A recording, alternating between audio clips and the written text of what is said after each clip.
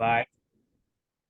And we're live with, well, not really live, but we're here with Brian Raspberry, a good friend of mine, and I just wanted to bring him on and talk a little bit what's going on in the real estate market. Brian, take it away. Who are you? So Brian Raspberry here with Lionshare Mortgage. I'm a local broker here out here in Mesa, Arizona. Started my own broker company this past year. Been in the mortgage business since 2005 with Countrywide out there for all you mortgage old heads. I worked for Countrywide. We actually worked together at Countrywide. Oh, really? Yeah, that's how we met. We're on the same team Absolutely. under Steve Canatella. There you go. And then who's our boss? Who was Miguel Ronquillo. Oh, Miguel Ranquillo. He hated me. Yeah, I remember that guy. Yes, he did. We had some fun times, man. We had some fun times. It was crazy back then. Real quick before we get into all that stuff, but it felt like Wolf of Wall Street for me. Like that was my first, like I did countrywide operations for a year and then I switched over to sales. Uh-huh. And when I got there, it was so Wolf of Wall Street, man. With that, remember the regional manager, the Greek guy, what was his name? Christos? Christos, yep. He was cool though. I liked He him. was. He was dope. But we were all sharp dressed, all wore ties, and there's a lot of money floating in that place, man. It was pretty It crazy. sure was. It was crazy times, man. Yeah, it sure didn't last long, that's for sure. It But didn't. going into what we have now with the market, I mean, we had a couple great years too, which it felt like back in the day. And then all of a sudden, I want to say it took a turn. I can remember when it was because it affected my paycheck. April of last year, April of 2022, the beginning of the second quarter, I felt like it just started to sink, right? It And did. why was that? Can you give us a recap? It fears of recession creeping up on us, and the rates were just too low, too long, and obviously the economy had to be reeled in because we were still spending money like it was never going to end. Yeah, the rates were unbelievably low.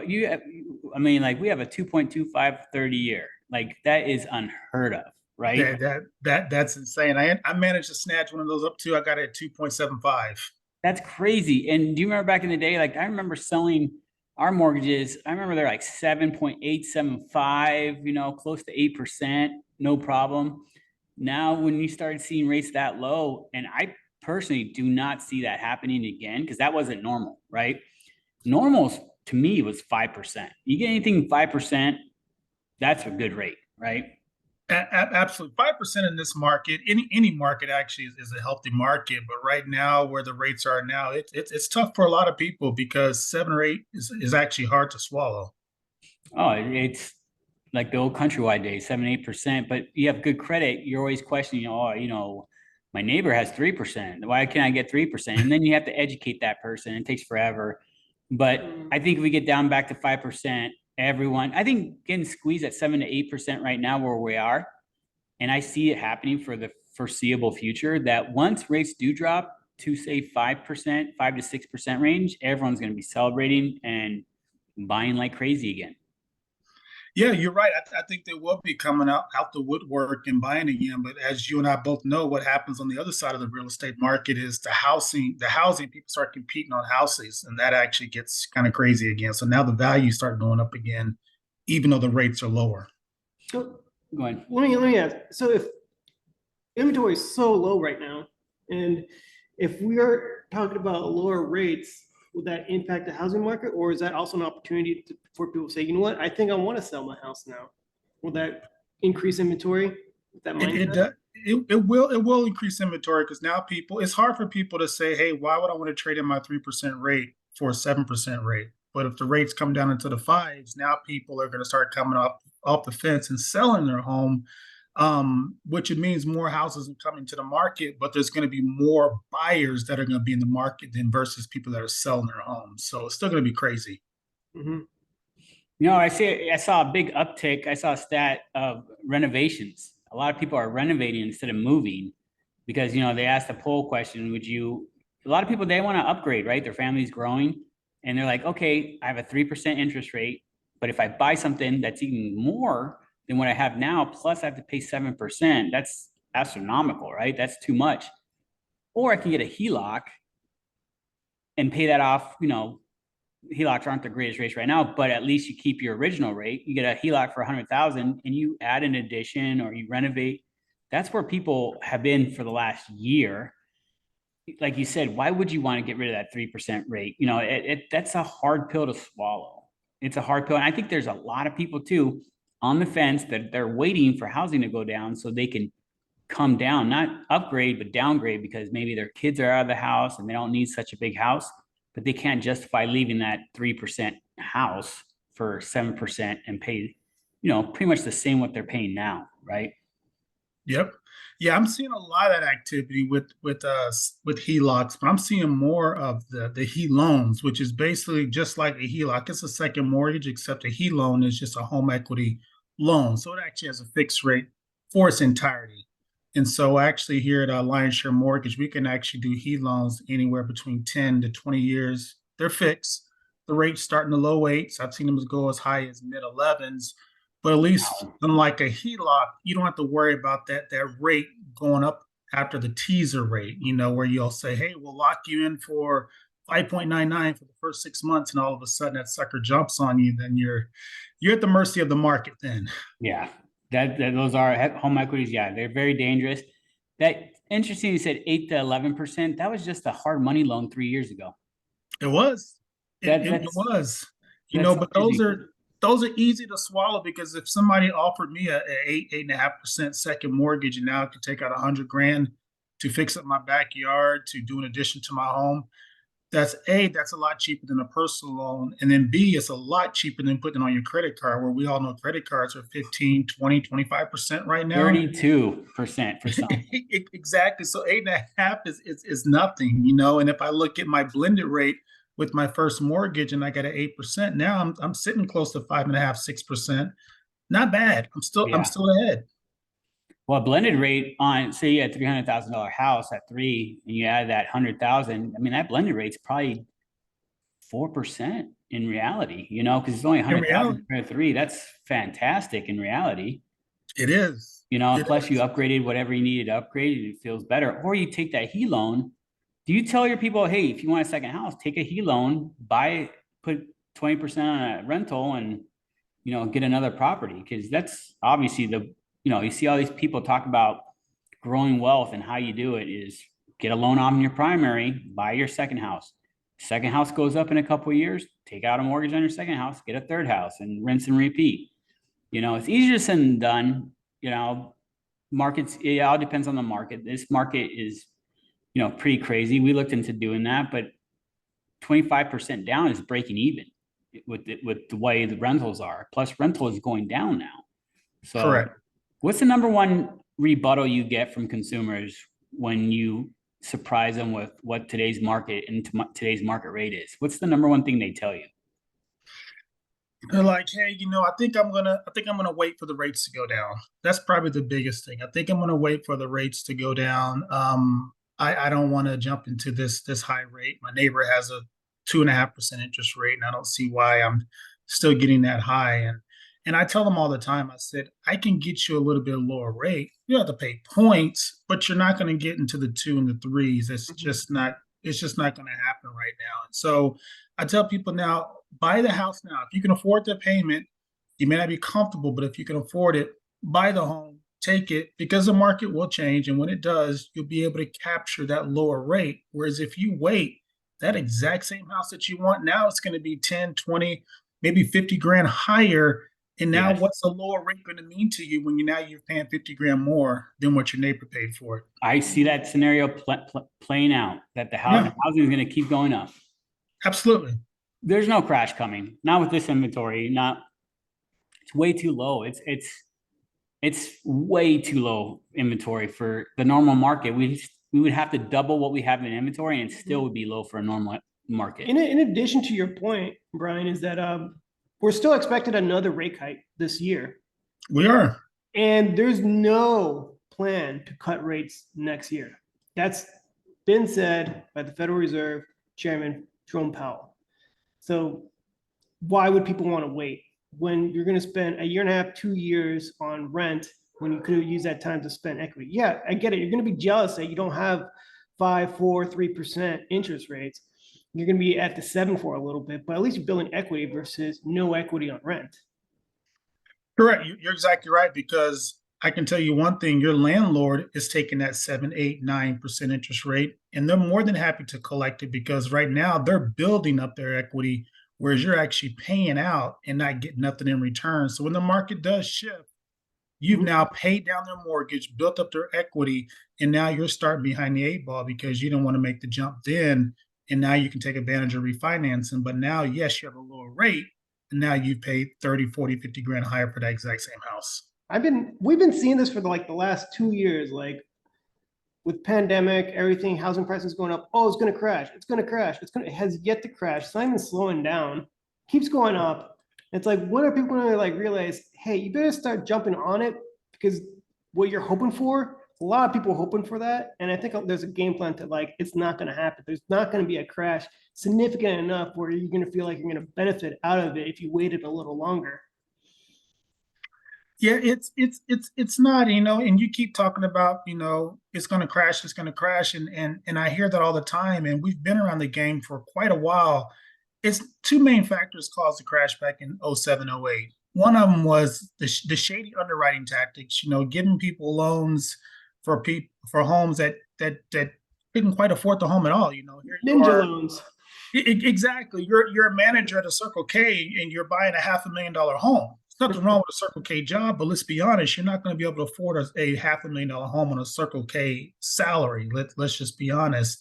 And then the other one was, we had way too many homes and not enough buyers. So when you have those two things going in together, which is why you had Jill, Dick, and Tom buying so many homes, and now they're trying to unload 10, 20, 30 homes because they can't afford them.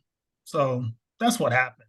Now, is that a lesson learned from 2007, 8 having too many houses? Because I feel, I could be wrong, maybe I'm a conspiracy theorist, that you can't just unload a lot of property right now because then it'll just decrease the value of homes. I think there might be a little control on the supply of the houses to keep demand high and maximize profits. I agree with you there. And you can, another tell sign, you can go back and look at all the condos and apartments for rent that are getting built up right now. And they're going up like crazy. But you got to remember, you have the people that graduated from college, 2, 3, 4, 5 years ago that are moving into those places. But a lot of the people that are in their early 30s to mid 30s that are in those apartments now, and they're trying to come out, but they can't quite get into the market because of how tough the rates are and the down payment requirements. And so it's kind of a tug of war right there. So those buyers are going to be coming. It's just a matter of when. Sometimes in a market like this, though, you'll get sellers that will contribute for people with down payment and stuff like that. And I feel like that's when you want to move into a house, is when they're basically getting you into the house for no money down, because the seller's like, I can't sell this house. I don't want to keep lowering the payment. Maybe if I help tell someone, hey, I'll pay 6% towards your closing, that's, your down payment, whatever. Back in the day, it used to be 20% down to buy a house. And it's gotten a lot easier, since then. Right now, what could you do to that first time home buyer? What are the requirements you would like, the bare minimum to get them in a house? What would they need to do to get into a house? I'm talking about the guy 30s to 40s that lives in an apartment that has pretty much given up the American dream of owning a home because they don't have that 20%. And there is people like that out there. What do you tell them? Well, there's a few different options, and it's a lot more easier than getting a home now than it was, 10 years ago or even 20 years ago. I mean, the myth out there is you need 20% down. Well, people in mortgage circles, in real estate circles, we know you don't need 20% down, but the general public could be surprised. I bet that number is pretty high of a lot of them thinking that you still need 20% down.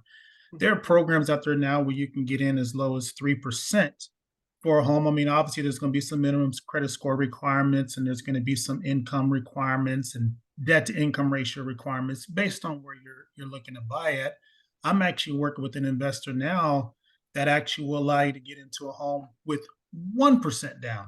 That's crazy when you think about it. 1% down to buy a home. Now, again, there's credit score requirements, debt to income requirements, and things of that nature. But those programs are out there. one thing about that 1% program, the minimum loan amount is $350,000. Well, we're speaking here in Arizona, the Maricopa County area, 350 is not going to get you anywhere. And I realize that. We all realize that.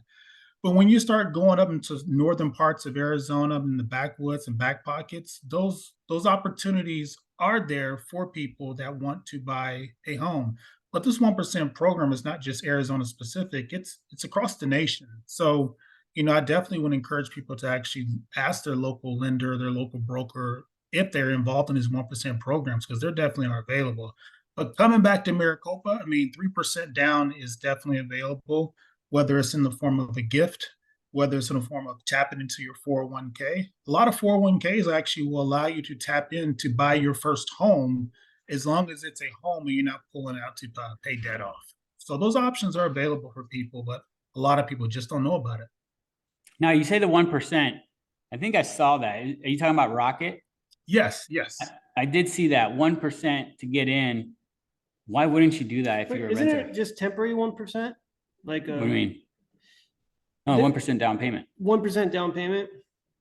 Okay. Yep, it's 1% down payment. So technically you're putting 3% down, but Rocket, the lender, is actually putting the other 2% down, and then you get into a home. Minimum loan amount's 350, credit score is actually at 620. So those options are available for clients. And again, it's just because you got to look outside the box. We live in Arizona, so we know the median price is a lot higher than 350. But when you start going into areas like Ohio, Missouri, Detroit, Ohio, Kentucky, you're going to get 350 is easy. So definitely, I would encourage people to jump into that. Now they pony up to 2%. It's forgivable, or is it? They do pony up to 2%. So they're crediting you to 2%. What's that? So they're giving you a 2% credit? They're giving you the 2% for the down payment for the credit per se. Yes. So they're actually taking care of that for you. Wow. And here's the huge bonus. There's no mortgage insurance on that. They're not building it into your rate. They're not jacking up your rate. So for an example, if the rate is 6.5 and you put down the 5%, but then you're putting down 1%. If your credit is equal to that person, you're getting that 6.5% too. They're not jacking up your rate. So they're not building it into your rate, and they're not building into the mortgage insurance. There's no mortgage insurance whatsoever, zero. So that's huge. Wait, that's a dream. What do you mean no mortgage There's no insurance? PMI. Is that what we're talking about? There's no PMI, and we all know on a $350,000 home PMI, I don't care where your credit is, you're looking at $150, $200 easily. Oh yeah. Well, if you have bad credit, you're screwed. It's like $500 payment. Correct. So, you meet that criteria. There's no mortgage insurance. I mean, that's the difference of you qualifying for a home and not qualifying for a home. Oh, big time. That's more purchasing power. Absolutely. Absolutely it is. So I would imagine as time goes on that limit will raise itself. But right now it's at 350 because there's still a lot of pockets in there in the nation that can do 350 easily, very easily. Yeah, that's ideal. What's the top credit score that you want to be able to get whatever rate you want? If you want to get whatever rate that you want, you definitely want to be 740 and higher. You can still get great rates at 700 and higher, but if you really want to get the cream of the crop, 740 is really, really, really where you want to be at. So so is there a difference between 740 and 850? Not really. Right. From what I've seen, not really. No. If you look at a rate sheet, 740 is top notch. It is. You might get some perks if you're like, you're like in wealth management and you're buying from your bank and you have a certain amount of money invested with the bank, then maybe, but just across the board, no, not really. Well, that's even hard now in today's market with, Chase Wealth Management or JP Morgan Wealth Management or even Wells Fargo Wealth Management. They don't want to give out as many perks as they did before right now for housing, which is crazy. They don't. They're actually relying on, little companies like myself, our mortgage brokers, to take care of that legwork for them. And then they'll come in and buy up the loan. But right now they really don't want to do it up front. So you're exactly right. I still see, like in big cities, brokers are pretty big. Why is it not the same thing in a small town? Like I still see like smaller towns across the US, they still want to use Wells Fargo. They still want to use Chase. They want to use the banks that are in that little small town. Why is it hard for brokers to tap into those small places?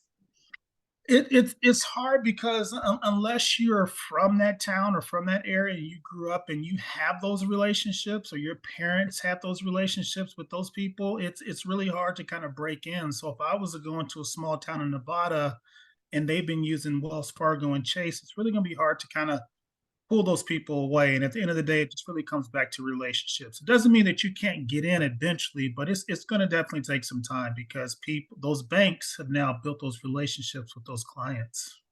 Yeah, and I think it's more trust too. And I think Chase Yeah, and Wells Fargo do a good job of scaring their clients. Like, hey, you have your money with us. We've been here forever. We've helped your grandpa out. We bought the farm for him. Like, why would you go to a no-name guy that, they play games. I know where it's at, but they need to make money. So, and I'm guilty of that. I used to say the same thing, when I worked at Wells Fargo, like, oh, why would you go to, so-and-so, knowing that they're better than us? You use attack like you have your money with us. They don't have a bank. They don't have a relationship with you, not that we did either. Like we didn't care. We just wanted their loan. So I think it's a trust issue with the smaller places. And, I think it's also smaller towns don't have what big cities have, a lot of advertising or, what's going on, or not just that, like they don't have the choices. They're correct. not assimilated to have choices. They grew up one way, and that's what they believe. Absolutely. And one thing that stands out between, a broker and a bigger bank like a Chase or Wells Fargo, what the general public doesn't know is usually when those deals are done with brokers, the big banks end up buying those deals. So then a client may say, why don't I just go straight to Chase and Wells Fargo? The difference is going to be in your closing costs and rates. On average, your rate is going to be about 0.5% to 0.75% better at a broker shop than it would be at the big banks, but the general public doesn't know or understand that. Well, why is the difference in the rate? It's one simple word: overhead. Banks have overhead that they have to take care of in salary, so they have to pay for it one way. So they're going to have the client pay the higher rate. Why not work with the broker, get the cheaper rate? We know that mortgage is going to get mailed to them eventually, and then Mhm. now you get ahead. So that's the way to go. And I was told too by like UWM, someone at UWM is they're able to do that because they have an account with those banks that, hey, we're going to sell you 1,000. We're going to get you 1,000 of these for your book of business, compared to Joe Schmo going in, hey, how come I can't get that rate? Well, UWM is able to give me 1,000 of these a month. You're just Mhm. giving me one. Why would I give you the same deal when I need to give them a better deal to get their business, which makes Correct. sense. Absolutely, it does. Absolutely. But So no, I like that. Where do you see housing going from here? Like right now, the temperature out there, talking to realtors and stuff. I mean, I know realtors have to be gung ho and say, oh, it's a great market, great time to buy. It's always a damn good time to buy when you talk to a realtor, no matter what it is, right? Hell yep. could be freezing over and they're saying, oh, it's a great time to buy. But Mhm. I like a realtor in Hawaii probably saying it's a great time to buy. Their shit's burning to the ground, but didn't mean to make it a joke out of it. But I'm saying like, I get it. it's like they're always super positive, but I get it. You have to be. But in Yes. reality, I live in the real world. What I see, a lot of open houses. You didn't see Hmm. that 2 years ago, right? Sure. 2 years ago, sold as is. Oh, you want the roof fixed? No, I'll sell it to someone else. And you'd have to bite the bullet, pay premium. Remember, just 2 years ago, we were paying 50 grand. Some houses were 100 grand premium over, right? Yep. Now, and you never had open houses because realtors were turning those houses over in a week. Now I keep seeing same houses on open house every other week. And it's like, they can't sell this place. What's going on? Probably asking too much, Asking too not much. budging. And there's a lot more negotiation. There's a lot. Hey, Right. fix this, fix that. Mhm. So what do when you talk to realtors, I know they're chippery and stuff. Your honest realtors that talk to you and tell you that what's really going on, what are they telling you? They're saying a bunch of different things, and it's and they're trying to wrap their head around the market just like we are, and it's hard to kind of gauge what's going to happen with the market. What they're comparing it to '08, and things of that nature. at the end of the day, it goes back to what you said, Luke. It's always a good time to buy. I mean, you should never, if you're ready to buy. Because as we all know, since the beginning of time, real estate has always appreciated somehow, some way, some fashion. They've had big strides, they've had small strides, but since the beginning of time, real estate is something that is always appreciated over time. Always. And that's what I tell people too when they're trying to buy their first home and it's a primary, and they're like, well, what if it goes down? So what? It's your house. Like, you're not planning on selling it. You're going to live there for God knows how many years. It's going to come back up. Look Always at a chart. It's like a roller coaster. You have a decade where it's awesome. You have a couple bumpy years and another decade where it's awesome. Right now, we're in those couple of years that it's just sucks, but it's going to get back up. The only difference I see is housing is not going down. Yeah, yeah, and I try to tell people, don't wait for something big to happen before you act. I mean, when everybody's trying to buy at one time, we all know you're going to be paying premium for whatever is a hot item at the time. I don't care if it's the TV, I don't care if it's the new PlayStation 2, whatever, the new car, that price is going to pay a premium. Get in when nobody's really in right now. Doesn't mean it's a bad time to get in. It just means that right now this is the best time to get the best deal. And kind of going back to what you mentioned earlier with seller contributions, sellers are actually contributing to people's closing costs for a particular home, and even new builds. New builds are doing it like crazy. So if you find their house that you want and you really like it, you can usually negotiate and get that seller to contribute to your closing costs, which is a huge difference. Let me go on that. I mean, first, don't time the market. I think that should be included in the housing market. And second, tell us about the benefits of new builds right now. Well, with new builds are getting kind of creative here, and they're actually giving a lot of incentives as far as they will actually contribute to your closing costs. They will contribute to giving you a much lower rate and pay down your not your balance, but your points on buying down your rate. And so it just depends on where you're looking at buying. But I've seen crazy stuff as low as in the mid fives and the high fives. And they're obviously paying for your closing costs, or they'll give you certain credit to take care of your backyard, which we all know when you're buying a home, the front yard is done, but it's always that backyard you got to look at because it's just a big pile of dirt. And now, depending on what you want to put back there, it can be anywhere something cheap putting in grass, which could cost you 7 to 10 grand, to putting in a whole casita and a pool, which could be 100 grand. So, I definitely new builders are actually giving those incentives. And I always try to encourage people to get out there and take care of that stuff now, especially if you want to buy. Yeah, I think new builds, depending on what company it is, they're just giving out a ton. And we all know fourth quarter is coming up. At the end of fourth quarter, they're giving that stuff away. Yep. They're giving out backyard packages, and it's basic, but it still saves you 20 grand. Plus, Absolutely. what do you want for countertops? What do you want for flooring? What do you want for paint? And then what do you need help with as far as closing costs? Here's $12,000 to help you. And I think when they advertise that, here's $12,000 for your loan, but in reality, they want you to use it for rate, right? That's why you get the attractive rate, because you can still get, like right now, probably high fives, 6% on a new build, because they're using all that incentive money to buy down your rate.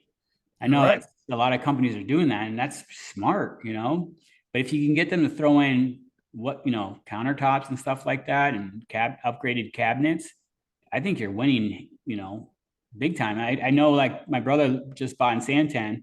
On the way there, I saw a ton of new builds coming up, right? Mm-hmm. Bunch of companies, like, here we go. I was like, yep, they're building like crazy.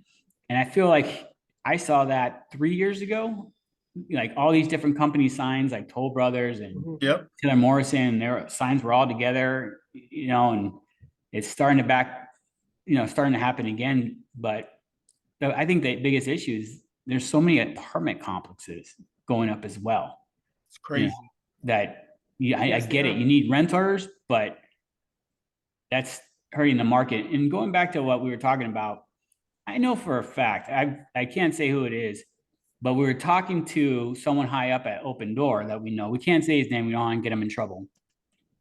Last time I talked to him, he said that Open Door has they only have 25% of their books of what they have in inventory out on the market. And they're following the same plan as other companies. And I know BlackRock has the same strategy. We're talking to Mike Barnhart about it, you know, a colleague of ours or a friend of ours. These companies do it on purpose because they know they flood the market. Housing goes down, they'll lose money on it. Mhm. Another concept is they're allowing these properties to be rented out so they make some money now, but then they'll make the money down the road, you know, which is crazy. Not a conspiracy theory. It's happening, right? And it's happening all over. That's one key of holding, you know, housing to historical lows right now as far as what's out there on the market. But like again, what in a Brian Raspberry happy ending or a good situation, where do rates need to be for it to be a good market, for it to be for people to start buying, start selling? Well, if you ask the general public that question, they'll say 2 to 3%. Boy, But that's not a healthy I think market. that will crash the market. It absolutely will. A healthy market is a rate in the fives. A healthy market just across the board, whether it's low fives up to the high fives, that is a healthy market because it kind of keeps everything even keeled. You know, you're not spending too much, but at the same time, you are out there spending a little bit to keep things going, keep jobs afloat. When the rates are just too low, everybody bum rushes the rates all at one time, and then all of a sudden everybody pulls out and everything kind of crashes, and now the rates need to go up to slow down the spending. I think mid fives is a good, healthy place to be. Well, I think 2 to 3% will crash the market. And here's why. Everyone that saw what happened last time, they're going to pull every dollar out of their main property and they'll buy another property or do fix their credit, buy off their debt, or invest in some other, you know, financial vehicle. Second, rates go down 2-3%. I think these housing companies, the new builds and stuff, they'll raise the prices again. You know, when rates went down, they were raising their prices. What happens? Everyone else raises their prices, and it's not small. It was a lot. You know, a $300,000 house is now $600,000 in a short couple of years. Are you serious? You know, that will happen again. Not to that degree, but I could see that $600,000 house going up to 800. You know, just to get, you know, just to say, well, you were comfortable paying this. Why don't we get you, you know, housing is a little bit more, but you know, the price is a little more because you were comfortable before. It comes down to the payment. Absolutely. Like car dealers, remember you go buy a car and like, oh, here, I can get you this car for 500. You're like, oh, that's pretty good. Then you find out it's for 9 years. And like, whoa, stop. You know, that's a lot. You know, that's kind of crazy. Oh, one thing I want to talk to you about, which I heard a rumor, 40-year mortgages are coming back. Yeah, you know, I have started to see something of that nature coming up, and I actually believe, depending on certain areas, certain pockets, 40 years are not bad. You know, especially in high price areas like parts of California, you know, Washington State, Seattle, all those coastal areas when those house prices are simply out of control, and anybody in their right mind, it's hard to survive making a 30-year mortgage payment on a $1 million home.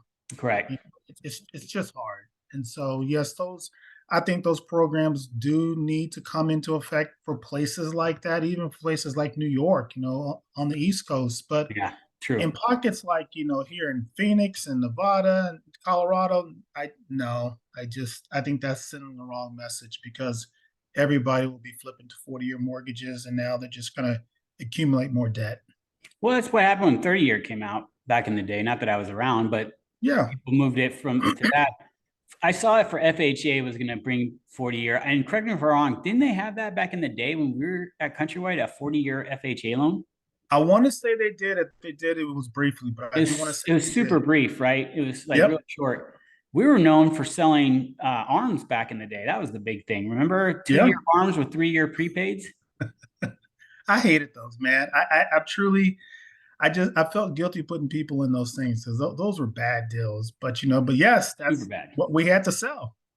I remember back in the day, because I was new to it, that people that were refinancing, there was like a $30,000 hit because they had a prepaid on there.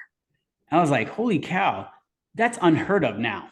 Like people in the business, don't know what I'm talking about when I bring up the old days, right? Yeah, that's bad. I think the biggest one I've ever had to hit somebody with was like $60,000, and they were in Maryland, and they paid it because they had a lot of debt they had to get out of. But yeah, those are bad. Those were hard to swallow. I remember doing 30, 40,000 prepays. I'm like looking at Steve going, what is this? Oh yeah, they want to refinance, they have to do the prepay. I'm like, wait a second, but we're putting people in these arms that have prepaids. Yeah, that means they can't refinance for 3 years unless they want to pay a premium. It's like, wow. Yeah, 2008, the bottom dropped, they got rid of those loans, they got rid of prepayments because that was crushing people. I mean, 60,000, where's that going? To the bank. correct. These banks are just murdering people, because if we were charging that for just our little shop, can you imagine across the whole nation? Yeah, bad for business. Oh, did you see Mazzillo died? Who? Anthony Mazzillo. The Countrywide guy? Yeah, our guy from No, Countrywide. Yeah, he passed away a couple months ago, Oh, wow. or maybe I a month ago. Check it I out. did not know that. Tan Man. Tan Man, remember Tan Man? I cannot say anything bad about him. Yeah, No, he had a business model. He was allowed to do that, and he did it. Right? correct. Remember, he was taking out 2 million in stocks every twice a Yeah. week or something. He had a good model for a while. He really did, and he actually helped a lot of people He get really into did. buy homes, man. And some people took advantage of that and still are reaping the benefits of that today. And So they it they wasn't made him the bad bad. guy, which I'm 100% against, because I really believe he, like you said, he was trying to help people into homes. Correct. Correct. And he did. So he wasn't the bad guy. You're right, like you just said, he was playing by the rules that were laid out. And now they wanted to change the Exactly. rules on him, and now he's a bad guy. Well, they wanted to change the rules and say, okay, now that rules have changed, you fall under this category, you are guilty. It's like, no, I was doing this legally, and I was buying my stock back at a certain price that was agreed upon. Not my fault. The stock shot up to whatever it was. And I remember it was like 2 million a week he was making just off of buying stock and selling it. That's that's just crazy, man. And that's good for him. That's the rules that was in his contract, and it was legally binding, and good for him. Yeah. Hey, Again, I miss those days. yeah, it was crazy times, man. The wild, wild west days. The only thing we didn't do was throw midgets in the office, but besides that, it was pretty wild. Yeah, it was good times, man. It Good was times. it was pretty wild. But we're go ahead and end here real soon. But what's Brian Raspberry doing now? What's he do on his downtime? In my downtime, I actually took a job at Williamsfield High School. So I'm the assistant sprint coach there. So I'm helping kids over there in track and field. That actually is my background. So I'm just trying to lend over some of my expertise and help these kids, man, get faster, man. So that's really what I'm doing. And I'm enjoying every bit of That's awesome. I should send my son to you. He it. plays soccer, so that'd be awesome. Well, I want to leave on this. He went to school with Peyton Manning, That's awesome. I did. Tennessee, track and field, Tennessee. That's cool. Sure did. Spent my first 2 years at University of Tennessee and actually went to school with Peyton Manning. I actually knew the guy, hung out together. So yeah, it's a good guy. That is a cool story. That is cool. Well, brother, I want to leave you on a good note. Hopefully this was a good experience for you. Would love to bring you back, get Absolutely. your input. And next time we'll have it more organized, where we say, hey, let's talk about this instead of putting you on the spot. Unless you like being on the spot, I'm cool with that too. I'm cool either way, man. I really appreciate the opportunity to hang out with you guys. Absolutely. Thank you. And we'll see you soon. Take care. All Bye. right, man. You guys take care. Have a good one.